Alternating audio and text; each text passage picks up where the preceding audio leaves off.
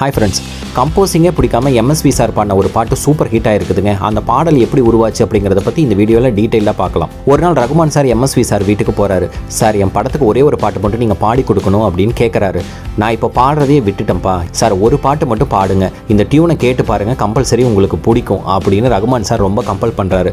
சரின்னு டியூனை வாங்கி வச்சுட்டு அதை கேட்குறாரு எம்எஸ்வி. அவருக்கு அது சுத்தமாக பிடிக்கவும் இல்லை. என்னடா பண்ணுறதுன்னு சொல்லிட்டு 2 days கழிச்சு ரகுமான் சார் வீட்டுக்கு எம்எஸ்வி போகிறாரு. அப்போ ரகுமான் சாருக்கு அன்றைக்கி பர்த்டே. இந்த நாள் அதுமா எப்படி நம்ம சாங்கை பாட முடியாதுன்னு அவர்கிட்ட சொல்ல முடியும் அப்படின்னு யோசனை பண்ணிகிட்டே இருக்கிறாரு. சரி ரகுமான், வாங்க நம்ம ரெக்கார்டிங் தேட்டருக்கு போகலாம் அப்படின்னு எம்எஸ்வி கூப்பிட்றாரு. ரொம்ப ஹாப்பியாக ரகுமான் சாரும் கிளம்புறாரு. ரெக்கார்டிங் தேட்டருக்கு போன உடனே எப்படி பாடுறது நீங்களே சொல்லிடுங்க அப்படின்னு எம்எஸ்வி கேட்குறாரு. நான் எப்படிங்க சார் சொல்கிறது, நான் என்ன ராகம் அப்படிங்கிறது மட்டும் நான் சொல்கிறேன், எந்த ஸ்டைலில் வேணால் நீங்கள் பாடுங்க அப்படின்னு ரகுமான் சொல்கிறாரு. ரெக்கார்டிங் 4 hours மேலே நடக்குது. ரெக்கார்டிங் கம்ப்ளீட் பண்ணி முடித்த உடனே எம்எஸ்வி கேட்குறாரு எப்படி பாட்டு வந்திருக்குதுன்னு. ரகுமான் சார் என்ன சொல்கிறார் அப்படின்னா, சின்ன சின்ன எடிட்டிங் மட்டும்தாங்க சார் இருக்குது, அதை ஃபைனலாக கம்ப்ளீட் பண்ணிவிட்டு நான் உங்களுக்கு போட்டு காமிக்கிறேன் அப்படின்னு சொல்கிறாரு. ஃபைனல் எடிட்டிங் முடித்த உடனே சாங்ஸை வந்து எம்எஸ்விக்கு போட்டும் காமிக்கிறாரு. நான் பாடின பாட்டாக இவ்வளோ அருமையாக வந்திருக்குதுன்னு ரொம்ப ஆச்சரியப்பட்டு போகிறாரு. கம்போசிங்கே பிடிக்காம எம்எஸ்வி சார் பாடின ஒரு பாட்டு எவ்வளோ ஹிட் ஆயிருக்குதுன்னு நீங்களே கேளுங்க.